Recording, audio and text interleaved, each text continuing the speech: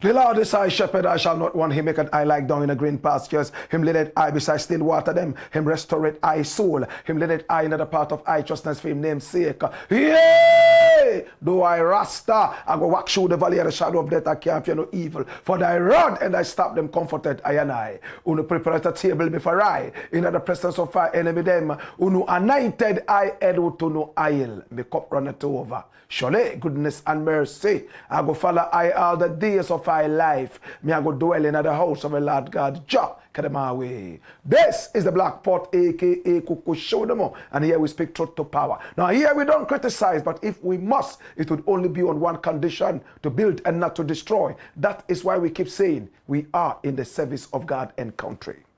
Come here. Now hear me now. Here. We are not neutral, never. We have taken sides, the side of the truth. That is why we say this is the headquarters of the truth. And I'm most excited to be with you, my brother, my sister. This is the Black Pot, aka Kuku Shodomo, where we speak truth to power. And remember, right here, we are standing with the truth. We are live on Facebook, also live on YouTube. My brother, my sister, you can also find us on TikTok, where we are taking and talking with the time of patriotism. Find us also on X. We are also on Instagram. Do me a favor. Please share the broadcast so many more people can be part of this. Remember, our numbers are also scrolling on the screen. Pick up the numbers and do business with us. Your business would have the best boost when you advertise on this show. It is the show everybody is watching right now in Africa and the rest of the world of consciousness. This is the Black Pot, aka Kuku Shodomo, where we speak truth to power. And by way of introduction, my name, Black Rasta. Now, in every traditional African home, there is a black pot, and each time this black pot sits on the fire, there is something super sumptuous cooking. Ingredients of so many different types, shapes and sizes, aromas and even flavors. Put aside all their differences and relocate into the black pot, where they are subjected to some good amount of heating. They produce sumptuous food in the aftermath for the nourishment of the family. That is what we do here. We pick up different ideas from all walks of life and we subject that to some serious forensic scrutiny. And we pick up the creme de la creme of all these ideas and use that for the development of our people, our continent, our land. This is the Black Pot, aka Kuku Shodomo. And here we speak truth to power. Having said this, I want to say thank you so much for joining us. And today we are starting very, very late. We have been following up on some stories.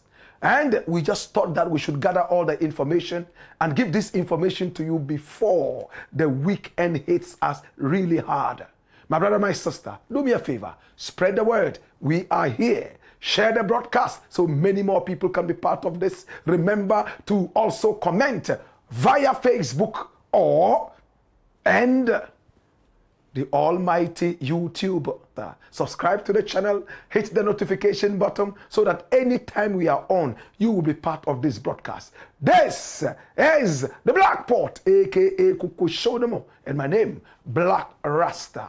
Story number 1. Watch this. Igbo King. I was officially invited by Otumfour for funeral. My brother, it's all over the internet. radio and TV in Ghana and beyond, that a certain man who calls himself the Igbo king of Ghana, this man that you see here, His Royal Majesty Chukwudi Jude Ihineto, he's been in Ghana for so many years. He's married to a Ghanaian woman. His children are Ghanaian Nigerian children who all bear Nigerian and Ghanaian names. According to him, it all started in 2012 when his own Igbo people came together and said, it looks like we need a representative aside the Nigerian High Commission, traditionally to represent us. And they chose him as the leader, the chief, the king, the emperor, depending on how you want to refer to him. My brother, my sister, he was only supposed to oversee the interest of Igbos in Ghana. Gradually, their numbers started increasing, and many people came to him from Igbo land to learn about the Ghanaian culture and how to even live in Ghana. My brother, my sister, from 2012, when he was installed as the chief, the emperor, the king of the Igbo people in Ghana, he decided to spread his wings and also go around introducing himself to all the prominent people of this country. My brother, my sister, this is His Royal Majesty Chukwudi Jude Ihineto. He's all the way from Nigeria. Igbo Kweno. And you will hear him say, Zwekwenoo. This is the man. Now, in 2012, he went all the way to see the Otumfour. And this is him shaking hands with the Otumfour. My brother, my sister, to introduce himself officially to the Otumfour. And there he is, Otumfour and his elders sitting down. This is a photo from 2012. From that time, he's been a friend of the palace, Manshia. He'll go in and out, talk to Otumfour, seek his advice and all that. And they always welcome this gentleman to the Manshia Palace. Many people have come to see him as a man who loves to meet so many different people. Unfortunately, for the so-called Igbo king in Ghana, everything went haywire in 2025 when an old video came out and he purportedly said he was building an Igbo kingdom. They would have their own police, their own soldier, and they would have almost everything in that kingdom, including Igbo food. Many Ghanaians did not go into the story properly. And what did they do? They started hitting the road with demonstrations and even threats to chase out all Igbos from this nation. It took serious effort by the nation, including the President of the Republic, to be able to calm down nerves. Just as the nerves were calming down, Bobo Ulomo also came out.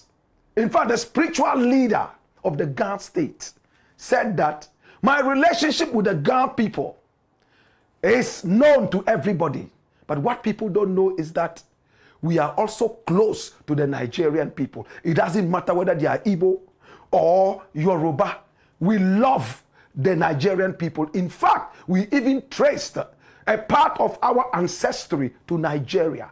We can't chase out any Nigerian from this country. That was what Bobo Ulomo said.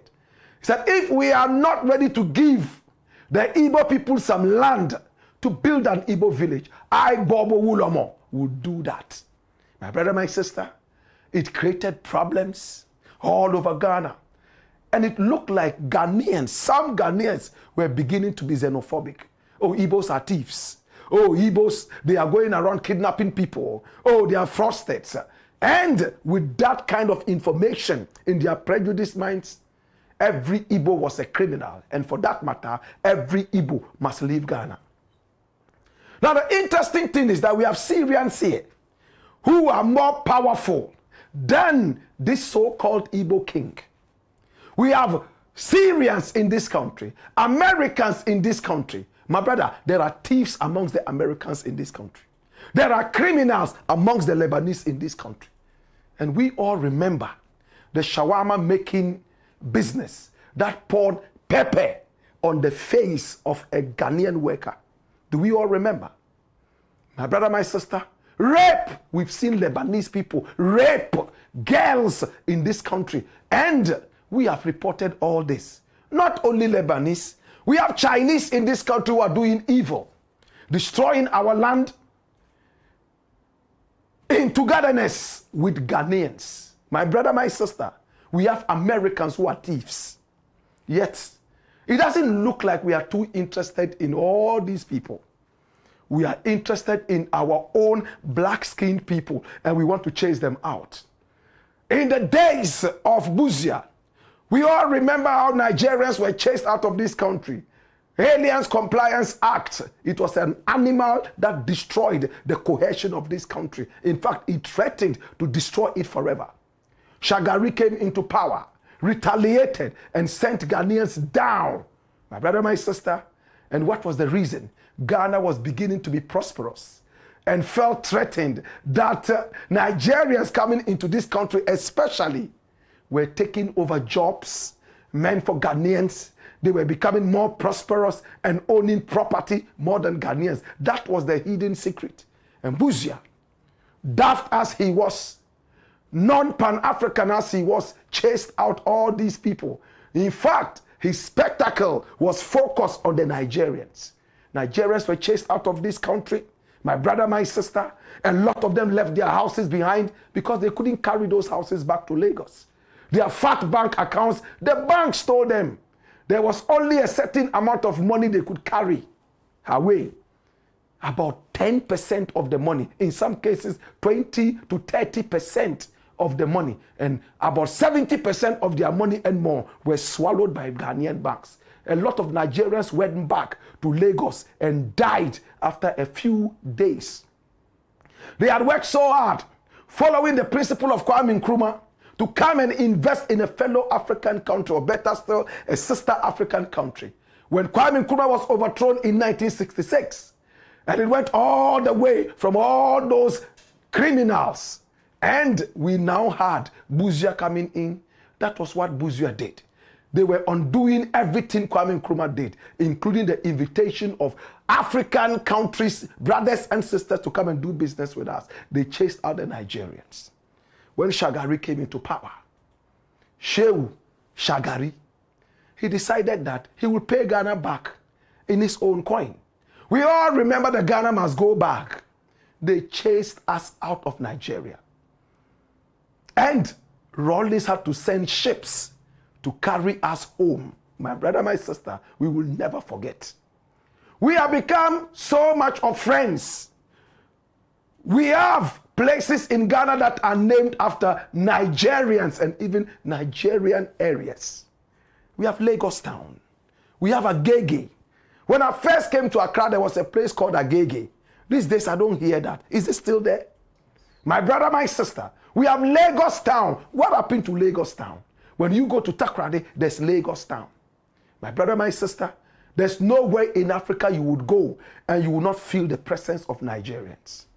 Yet, it looked like we just wanted to give a cat a bad name so we could hang it.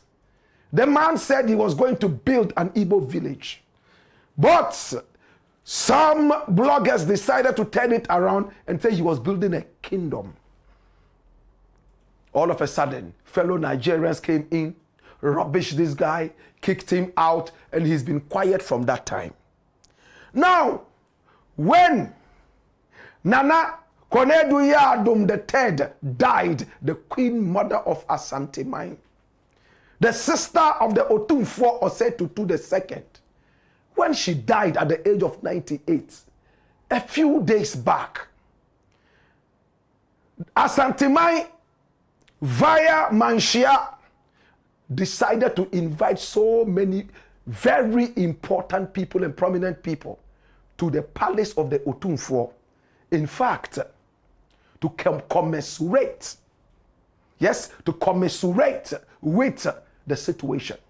My brother, my sister, to empathize with the kingdom. Now, one of the people invited was His Royal Majesty Chukwudi Jude Ihineto, the man you see here. All the way from Manshia, they came in and invited him for the 1 week.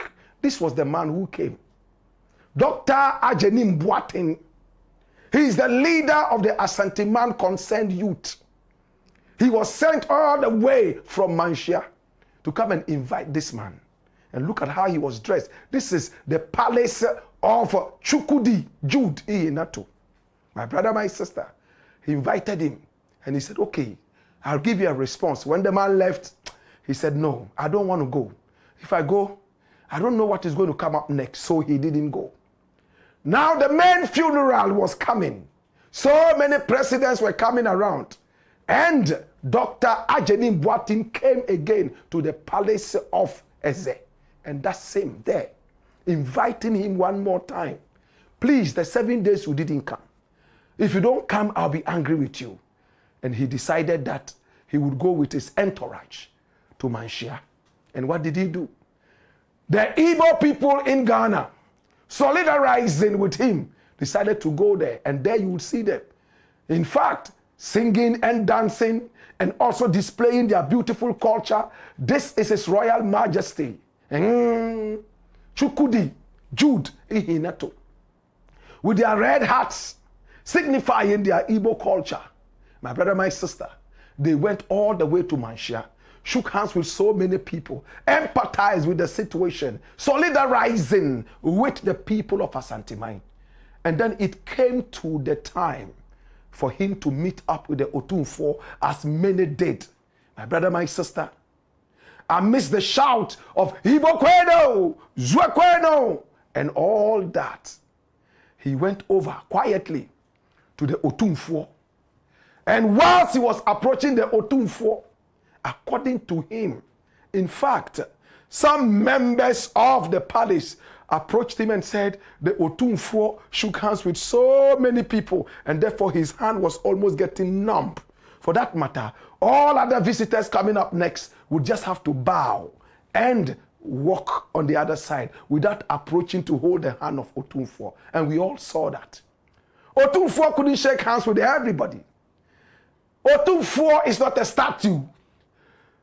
By tradition, somebody would have to hold his hand, and you will see a linguist holding his hand. His hand became numb. Tens of thousands of people shaking the same hand. So they decided that people approaching him should just bow quietly and then move to the other side. And when Chief Chukwudi Jude Ihineto approached, he took off his hat. And this is what he has done. All this while, anytime he approaches any person of traditional importance in Ghana, he takes off his hat as a sign of respect. He's just a community leader, a chief. You could call him a king or an emperor of the Igbo people from Nigeria. He is not a king in Ghana. He is a chief, a king, and emperor of the Igbo people living in Ghana. That's it, as simple as that. So many people have decided to throw him under the bus and refuse him because of problems that came. But this man has been very instrumental in the Nigerian community in Ghana. And we all know the problems we have in Nigeria when it comes to Biafra. We all know how tribalism is dividing Nigeria into so many pieces. So there are other ethnic groups from Nigeria who are fighting each other in this country. When would Africa unite? But it went viral all over social media. See what was published. And this one is coming from Ghana Web. What did it say? Confusion erupts as Igbo king is allegedly denied handshake with Otumfour at Manshia. Run the story and watch the story. It says, some social media users have mocked the Igbo king in Ghana as Chukwudi Jude Ihineto after he reportedly failed to shake hands with the Otumfour. Asante Hine was said to Tutu II during the funeral ceremony of the late Asante Hima Nana Konedu Yadum III on Wednesday, September 17, 2025. Is Ihineto, who recently sparked controversy over allegedly attempting to establish a kingdom in Ghana, was captured with his entourage at the Marshal Palace to pay homage to the late Queen Mother. In a viral video, the Igbo king and his delegation arrived at the funeral grounds to sympathize with the Asantehene.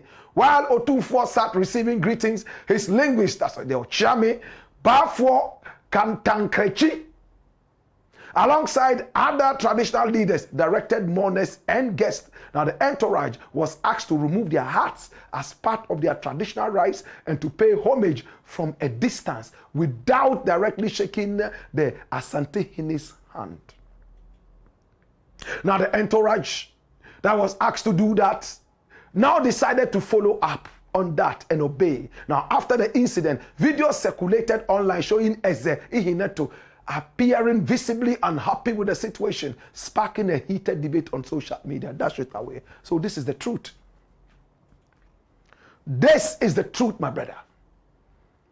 And even the House of Chiefs in Ghana, the president, was not also allowed to shake hands with the Otumfour from a distance. He also had to bow, and many more different chiefs from different areas. If you were the one sitting on your throne and tens of thousands of people are all shaking your hands, how would you feel? Otumfour didn't wear gloves. That is even very detrimental to his health. Do you know who went to toilet and he did not, in fact, clean his hands? Do you know who ate some rotten Kobe? Do you know who ate some kokonte that was dead 3 days ago? Do you know who is carrying what? Everybody shaking hands with Otumfour. He's not wearing gloves. Somebody's just holding his hand and he's doing it. Now his hand gets numb. He says that, you know what? People should just bow and go away. And it has become a problem. My brother, my sister, we have to be careful in this country that we don't become xenophobic. I know many people have attacked me and called me names, but I shall stand on my 2 feet and condemn that. People have called me from abroad. They have called our station here and said, you know, the Nigerian people, they are not good people. Somebody even commented, Blakk RASTA, I've lost respect for you. How do we want to sack these criminals from our country? And you, Blakk RASTA, you are there supporting them. Anywhere you go in the world, they are chasing Nigerians away. And we want to chase them in Ghana. And you are also supporting them. You see how daft we can be. You see how silly. We don't use our brain.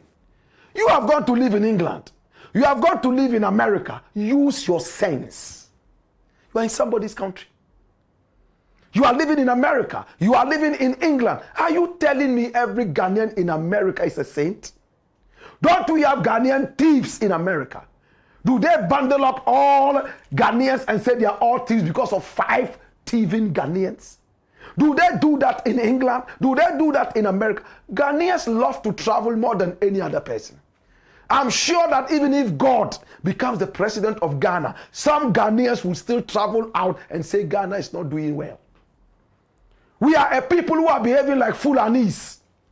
We are always migrating, moving from place to place. Ghanaians are the original Fulanis of Africa.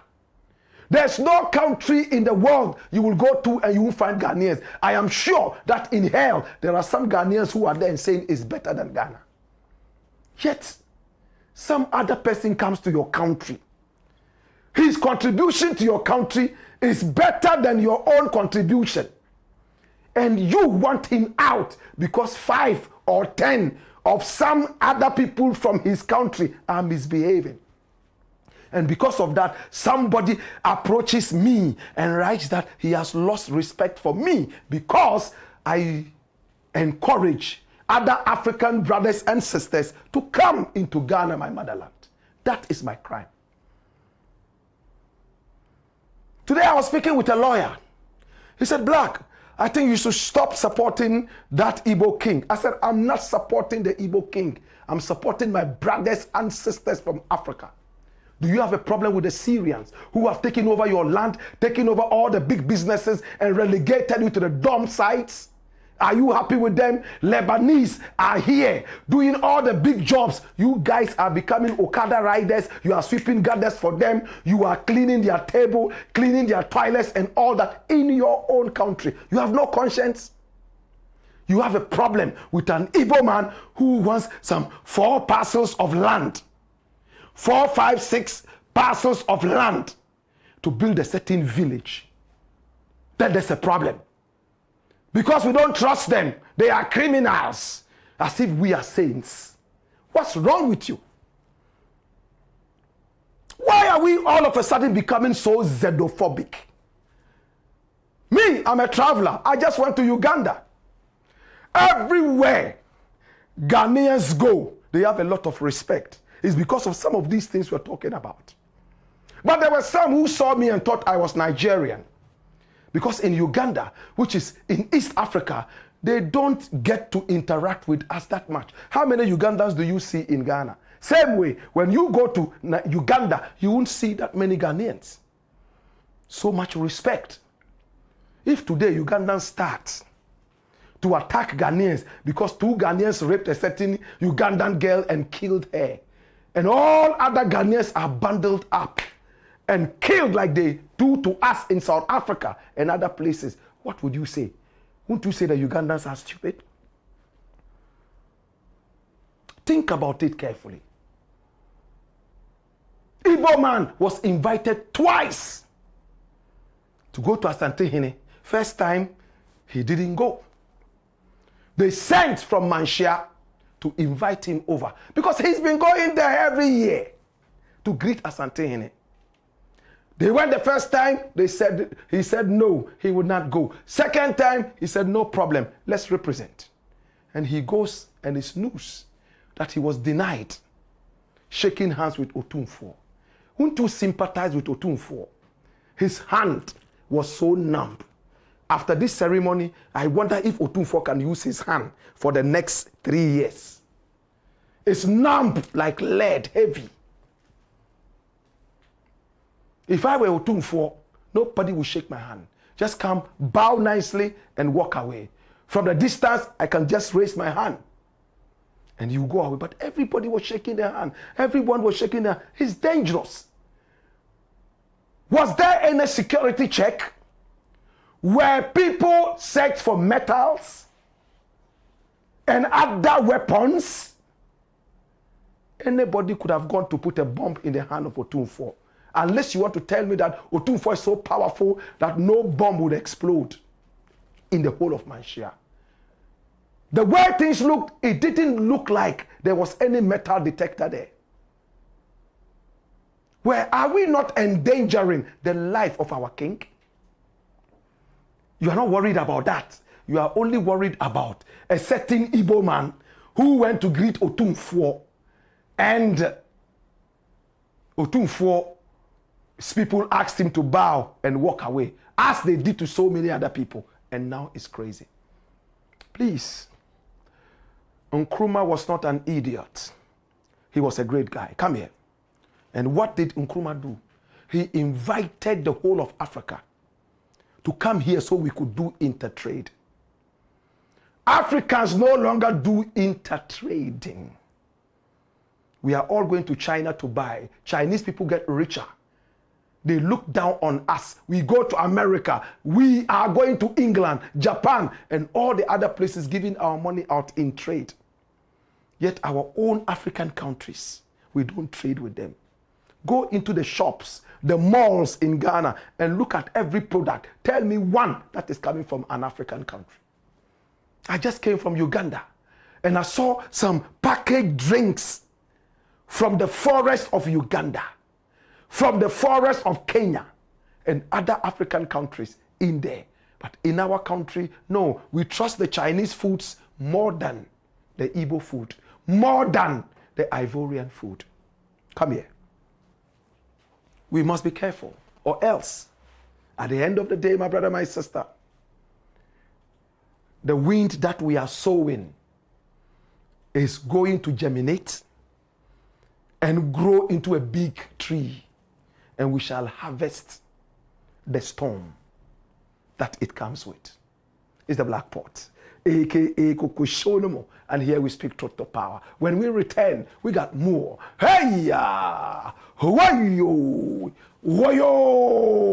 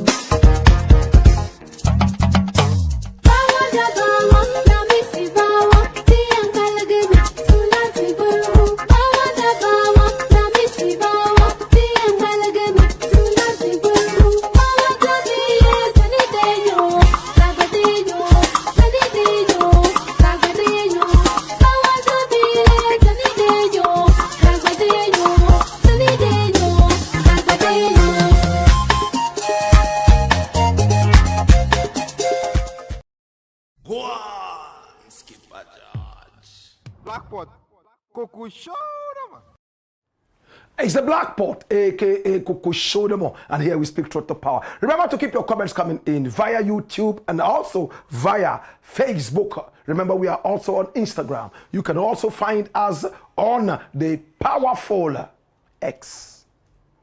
My brother, my sister, this is the Blakk Pot, aka Kokushonomo, and here we speak truth to power. Remember to subscribe to the channel. Hit the notification button so that anytime we are on, you would be told that we are here so you can watch us. Please also share the broadcast so many more people can be part of this wonderful broadcast. Remember, here we don't do politics. What we do is called patriotism in the service of our God and King. This is the headquarters of the truth, and I am most excited to be with you. Remember, this is the Black Empire Media, and my name, Blakk RASTA. Thank you so much. I see so many people from Nigeria, you know, and I see a lot of people from Ghana, of course, my beloved Ghana, so many people from Canada. I see some people from America, and we just want to say thank you so much to all of you. Oh my God, we love you for loving us. Remember, this is the Blakk Pot, and we are called the Black Empire TV. Story number 2. Watch this. Lawyer SORY removed CJ Torkornoo, desperate return as judge, dead on arrival. Removed CJ Torkornoo's desperate return as judge, dead on arrival. Try and correct it. There's an L that comes before the desperate, and Torkornoo apostrophe S, Torkornoos. Yes, Torkornoos, desperate, Torkornoo, so apostrophe S, right? Okay. My brother, my sister, you see what we are looking at, right? Lawyer SORY says, removed CJ Torkornoo's desperate return as judge, dead on arrival. And who is lawyer Thaddeus SORY? This young lawyer is only about 54 years. He's coming all the way from the Upper West region of Ghana. He's one of Ghana's best luminary brains in terms of the legal profession, what you call law. Lawyer Thaddeus SORY cut his teeth at the University of Ghana, Legon, the law school. And then right now, called to the bar. In fact, he skipped the bar. And now, he's flying in total opulence in terms of success, the opulence of success. He's one of the topmost lawyers in Ghana. And some of the biggest cases in Ghana went through his hands. He's been the lawyer for the GFA in the days of Kwesi Nyantakyi. In fact, this man has handled some of the biggest cases in the history of law. the legal litigation job. He's called Lawyer Thaddeus Sorry. My brother, my sister, I've known Lawyer Thaddeus Sorry for some time now. He's my brother. I love him. When I was invited to the Parliament House, remember, when it was said that 80% of all the Ghanaian parliamentarians smoked in Tampe, we all remember, he was my lawyer, alongside lawyer, a learned man, Yoni Kulendi. My brother, my sister, this is Lawyer Thaddeus Sorry. And he says, removed CJ Torkornoo's desperate return as judge, dead on arrival. Why is he saying this?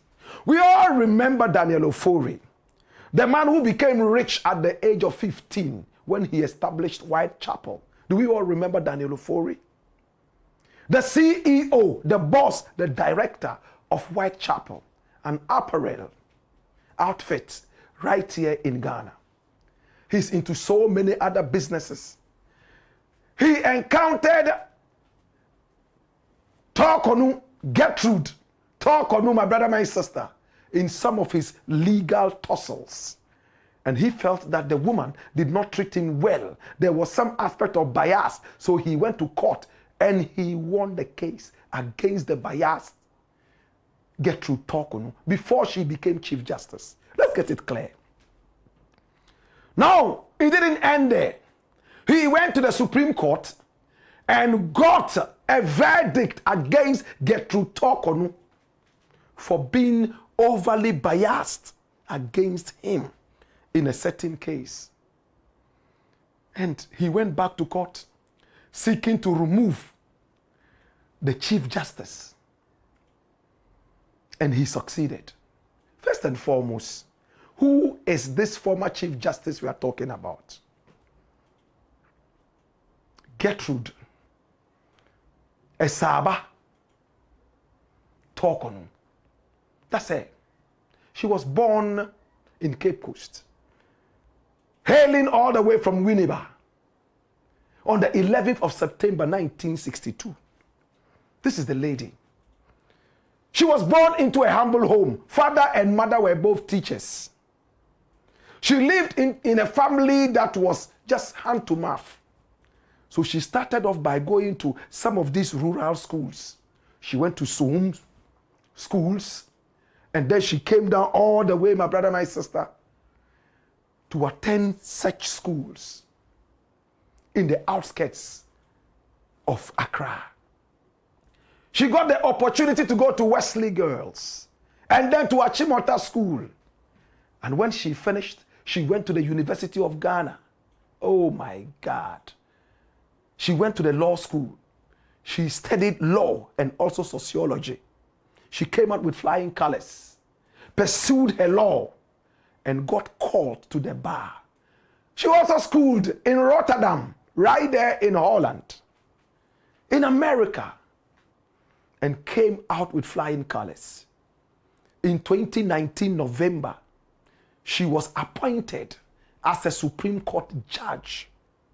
It went through Parliament, and boom, by December of 2019, she was given the thumbs up, and then she sailed through beautifully and became a Supreme Court judge. Please note that from 2019.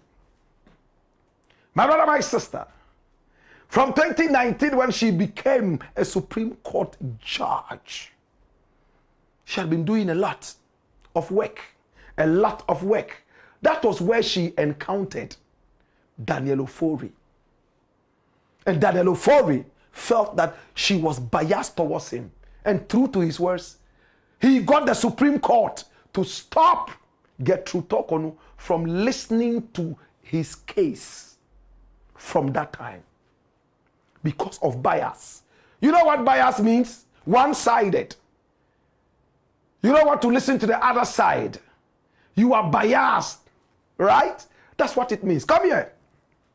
My brother, my sister, this is Gertrude Torkornoo. Then, after 2019, 4 years later, in 2023, Nana Addo Dankwa Akufo-Addo, his government, decided that no, this was a great woman. And therefore, she must be given the nod to become the next Chief Justice, the 15th Chief Justice. Enin Yabua, my brother, my sister, Chief Justice Enin Yabua had retired. This is the man. And there was supposed to be a replacement. And the 15th Chief Justice of Ghana, the onus fell on the great woman called Torkornoo. So when she became Chief Justice, Daniel Ofori said, yeah, me woo. This same biased woman, all the way from the Supreme Court, who has been biased to me on several occasions, and I got the Supreme Court to stop her from listening to any of my cases, is now the Chief Justice. My brother, my sister, she became Chief Justice in 2023. So Daniel Ofori, having succeeded in stopping her from listening to any of his cases, still felt that this woman was biased and she was abusing her office, and decided to petition the president with the help of two lawyers, lawyer Tadio SORY of SORY at Law, now called SORY and Partners at Law.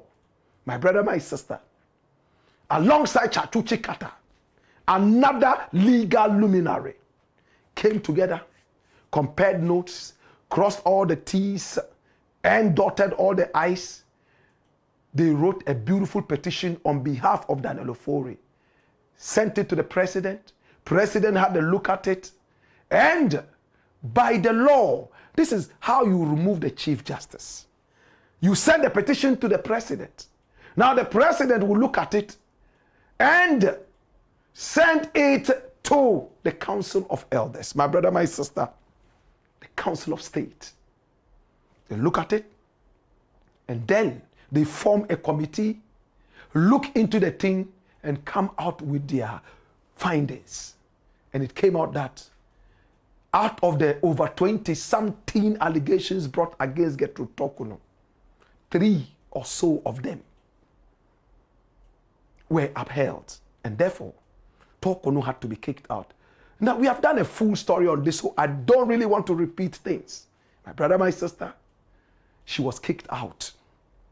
And Torkornoo decided to fight. The agreement at first was that she should just resign quietly after getting people to speak with President Mahama so that she would get her benefits. But no, her lawyers, in conjunction with her, agreed that she must flex her legal muscles. They don't have a case. You know what lawyers normally say when they want to litigate? Forget about the president. Flex your muscles. Remember, you are the Chief Justice. Chief Justice, you must get justice.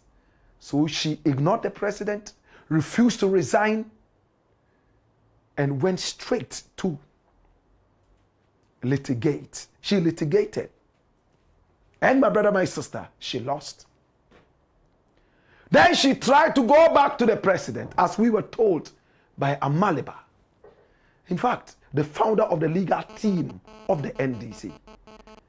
And this time round, Mahama said, it's gone too far for me to go back. We are not turning back anymore. There was an opportunity for you to resign quietly. You decided to flex your muscles. Now that you realize that your muscles and arsenals are not strong enough for the fight, you want to retreat and return with an olive branch, it's too late. Now, the news is this. Torkornoo wants to come back.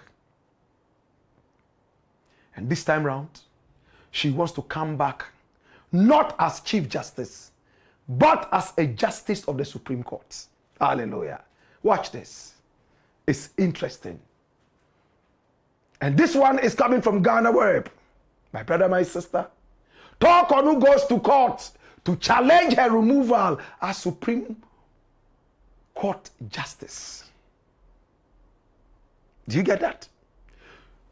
She is going to court to challenge the fact that She was a Supreme Court justice before she became Chief Justice. She was a justice before she became a Chief Justice.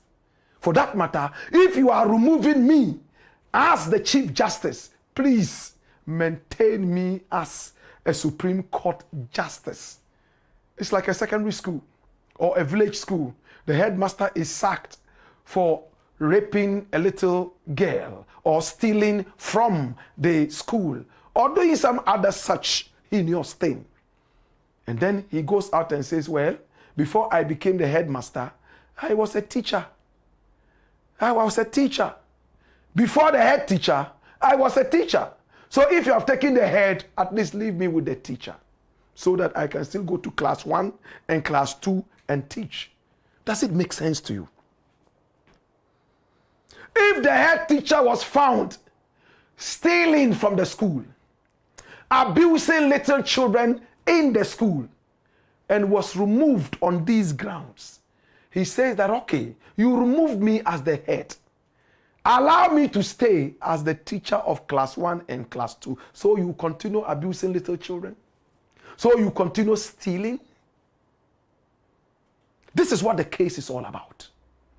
And lawyer SORY doesn't seem to be happy about it. Now, my brother, my sister, Xenophobia should be very interested in this case. Because as long as the Chief Justice retains as even a justice of the Supreme Court, he is still going to be threatened. The same threat that he felt and had to go to the Supreme Court and get through Torkornoo to stop listening to any of his cases. This is the guy, Xenophobia. He's a wealthy guy. So many people think that he's unlettered. But when you see him analyze things, the natural wisdom that he has, you'll be shocked.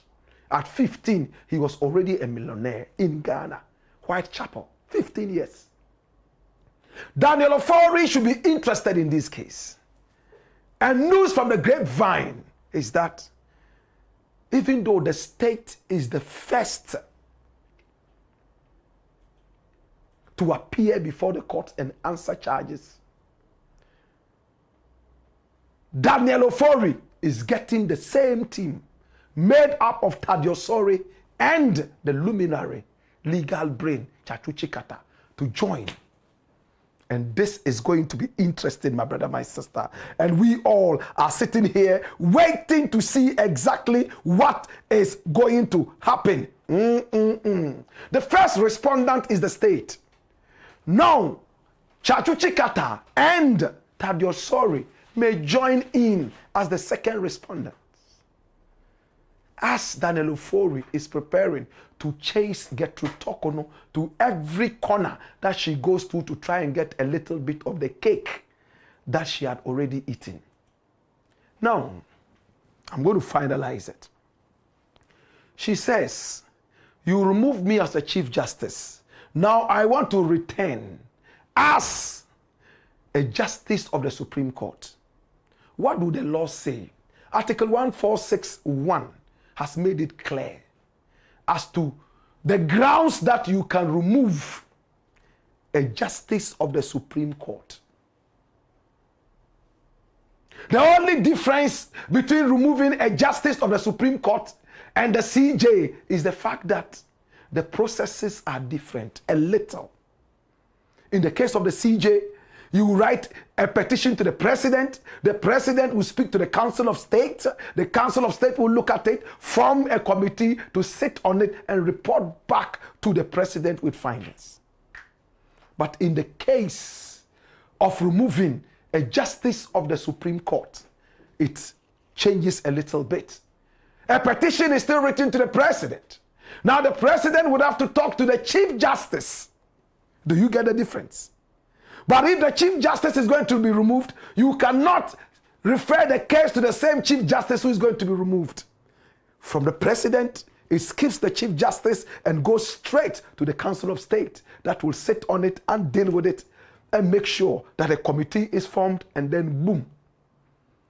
In the second case, you remove the Chief Justice and it goes straight to the Council of State that will sit on it, form a committee, and report back to the president. My brother, my sister, tell me, if a head teacher is removed for stealing school money, if a head teacher is removed for abusing little children in the school, should the head teacher be allowed to come back to the school as a teacher? Again, is former Chief Justice Torkornoo saying that she has given up on her removal as Chief Justice, and now she is settling for a smaller position, Justice of the Supreme Court? I'm just asking. Now she's not fighting her removal as Chief Justice. She is looking at her removal as a Justice of the Supreme Court. This is the Blakk Pot, aka Torkornoo, where we speak truth to power, and Ghana shall prosper. My name, Blakk Rasta. When we return, we'll take your messages and we have more. Hey ya, hoyo, woyo.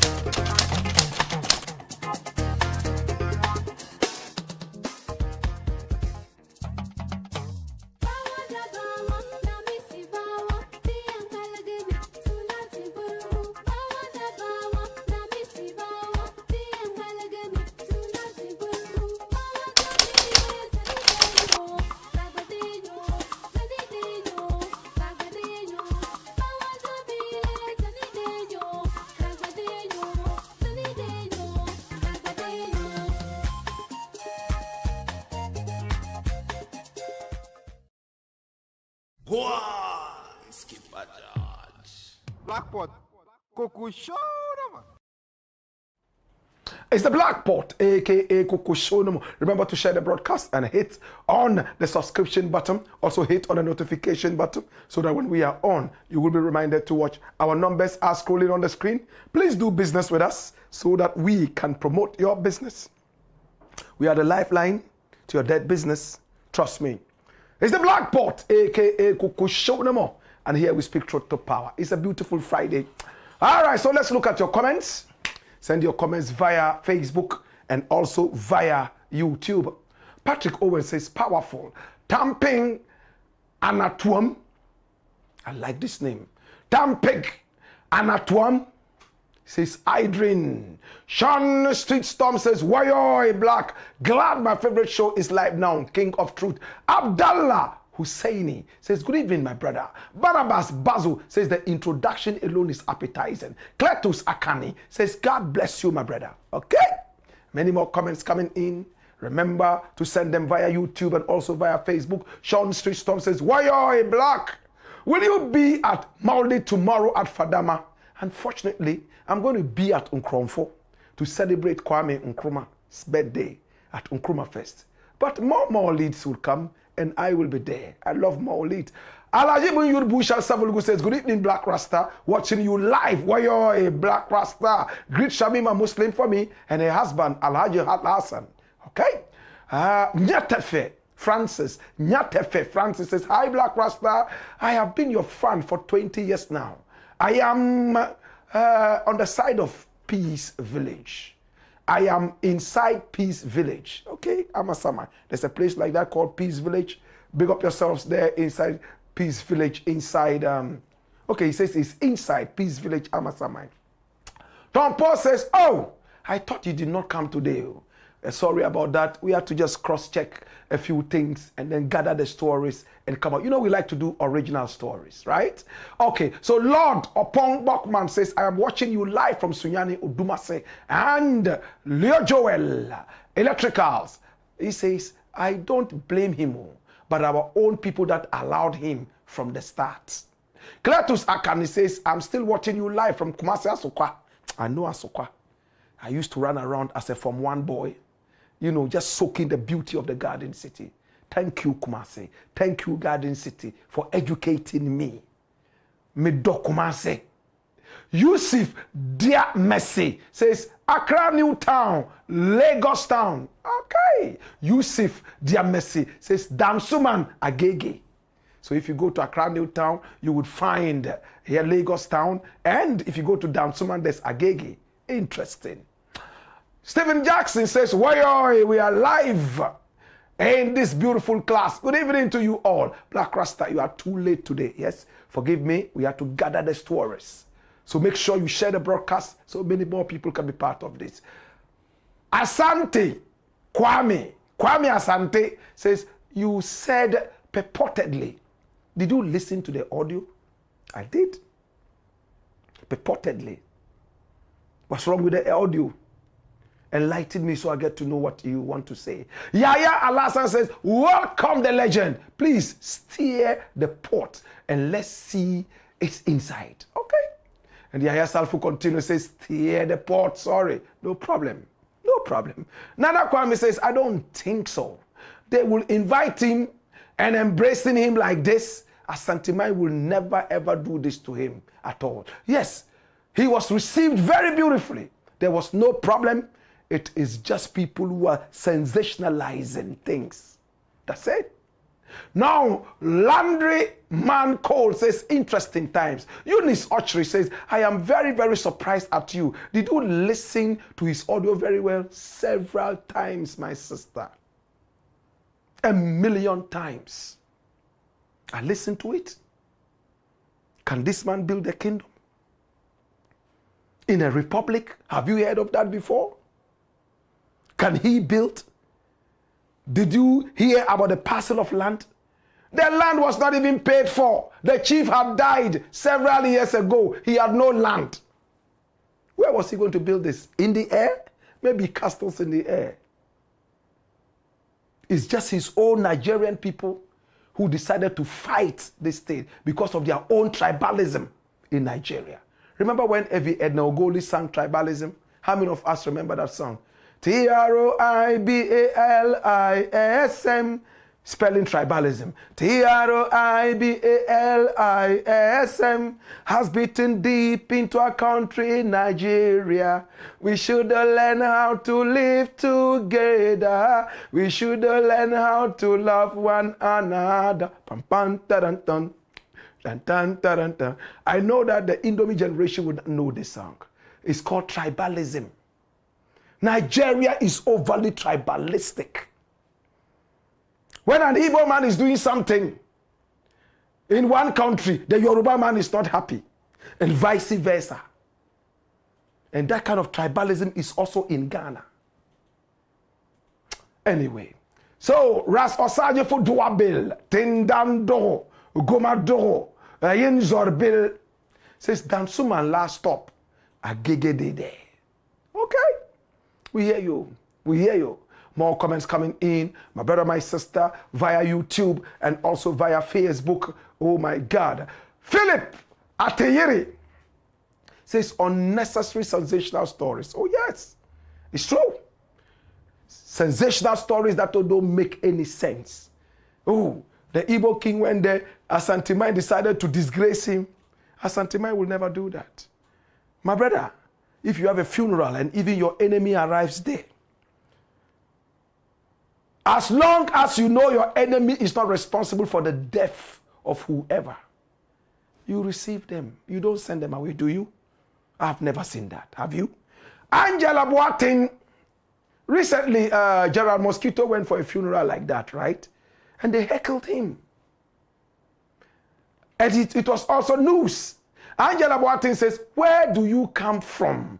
Or where do you come from? Can't you protect your own town chief? My own town chief, is it me you are referring to? I come from Ghana. My own town chief is Otumfour. It's Yana. It's Tobi. It's Nzmaine. These are my village chiefs and kings. Kara and Menelik says, your argument is not valid. He claims himself as a king. Stop the hypocrisy. Okay. Granted. Granted that he said he's a king. The king of who? King of who? Nzima or Ashanti or Dagomba? King of his Igbo people in Nigeria who have come in here. The Nigerians who are Igbos have chosen him as their assemblyman, and they have decided to call him Eze. And Eze translated is king or chief or leader. And you have a problem with that? Did he say he's your king? He's a king to his people. Meanwhile, you are happy about the Ghanaian villages in other countries. I just came from Uganda. There's a Ghana chief there. Ghana king. A friend who say, oh, you're hene. Me, you're hene. And when you go as a Ghanaian, they take you to his palace. You sit down and say, Obedi de. Waba mi krum de. I say, Odede. Zeze. Zezeban zeze. Efekeke. Have they chased him away? Christian Bobo says, you are not making any sense. You are just making noise. Go and sleep from your drunkenness. Oh, Rade. Rade. I've never drank alcohol. I've never smoked. I thought you would have taken the opportunity to make sense. Tell me what the sense is. Ghanaians are quick to say, you're not making sense, you are stupid. So teach me wisdom. Because when I say somebody doesn't make sense, I show them the sense that I think is sense. That is intellectual. Any idiot can say, oh, you are stupid. Oh, you are foolish. Who cannot say that? Even little children who can think some of the time can say that. So my brother, when you come on this platform, tell us we are educating each other. Tell me the sense. Maybe you could tell me that, no, I don't think you are making sense.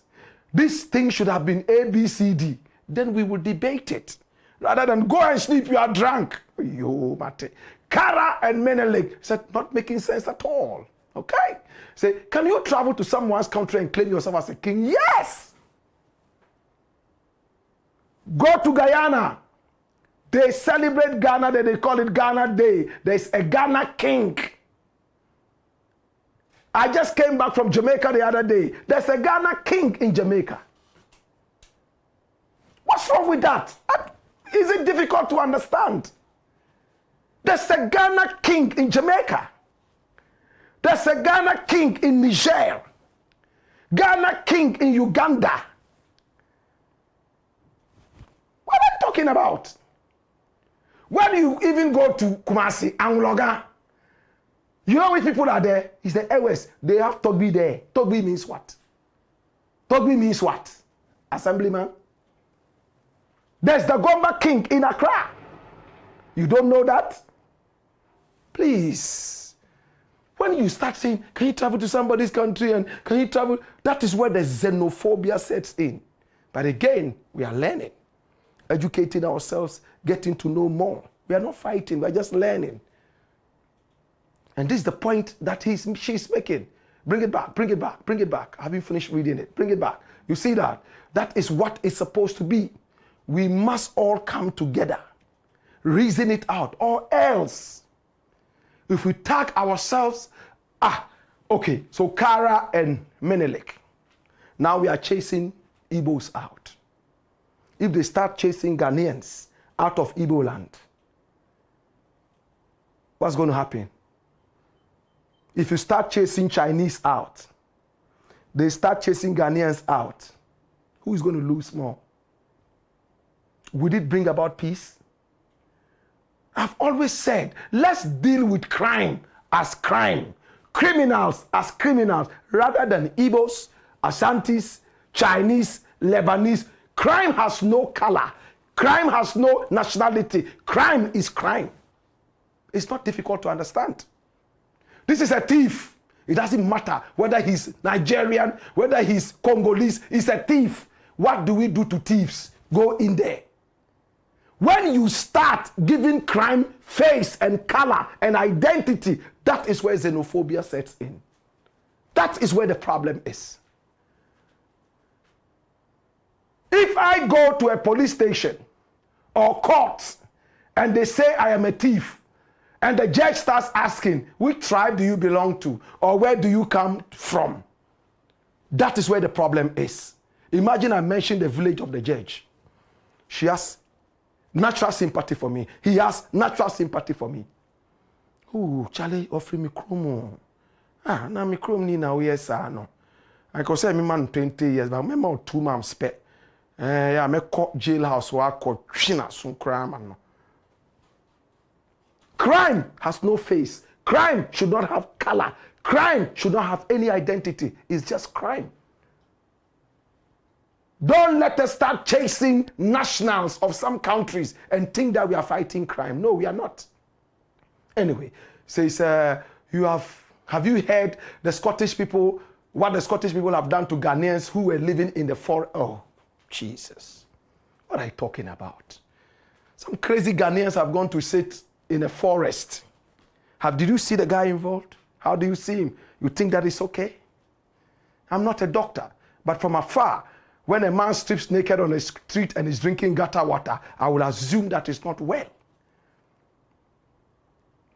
A Ghanaian man wearing leaves and feathers in his head goes to sit in the forest, no house, nothing. He is there in the flies and all other things, the vagaries of the weather, and he says his ancestors gave him that land.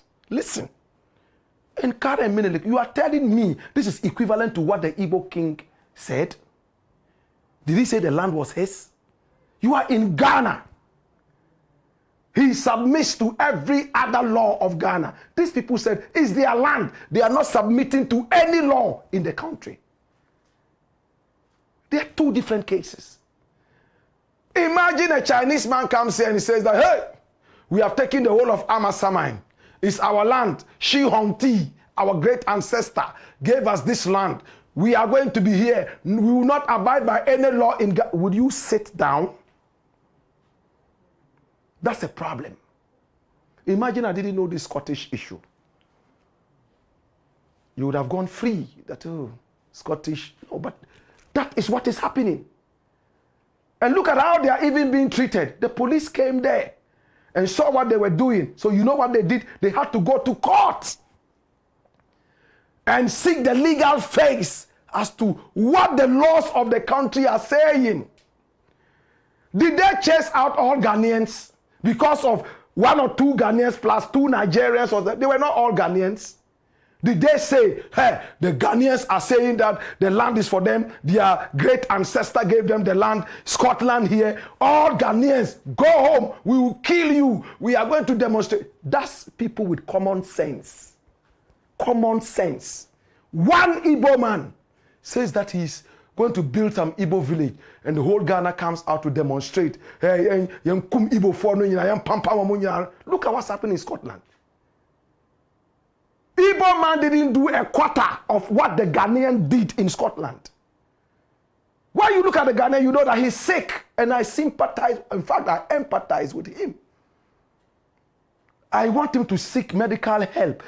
Look at him, looking so dirty, sitting in a certain bush with some other people joining him, no house, nothing. They are there. The vagaries of the weather, he has some leaves and some feathers in his hair. He's so unkempt. He says his ancestors gave him this, and he will not live here, and that he will stay there. It is their land. They have their own rules and laws and everything. But the Scottish people didn't bring guns there. Scotland didn't come to demonstrate. You know what they are saying? Oh, he's not well. Oh, where are the doctors? When they check him and realize he's well, that is when the laws will work properly. Anyway, it all brings up the discussions, right? All right. So Frank Owusu Efriye says, the man, Nana Ajenim Boateng, doesn't work for Manshia. Are you sure? He is just a president of a group. Which group? Which group? The only people Otumfour sent on an official assignment are his chief of staff and his Achame Hene. Are you sure? He came to invite this person on behalf of the Otumfour. Otumfour said, Nana Otumfour say, bra, eye no bi. E si 2 weeks, 1 week no wamba. Adenti. Enti bra, why? Na wo de bia ye wo we a wo ba. Na we de adenti na on pese obeba. So okay. I will come. In the name of Otumfour. And I think that is so decent, it's nice, it's beautiful. All right? All right. So it looks like we have many more comments coming in, right? Yeah, you can send your comments via YouTube and also via Facebook. And time has run out. We're going to say bye-bye to you. We appreciate you and we love you. It's been the Blakk Pot, a.k.a. Xenophobia, where we speak truth to power. My brother, my sister, Ghanaians, you are running around looking for visas to fly out of the country. When they don't give you visas, you drink poison and die. You go to the churches, drink holy water.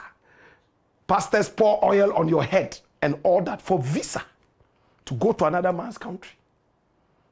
What are you going there to do? To work. Fortunately, Ghanaians work very hard when they travel out. You understand? But we still have a few bad Ghanaians. If we want to lump all those few ones alongside the good ones and say all Ghanaians are bad, we will not be doing ourselves any justice. That's the point we are making.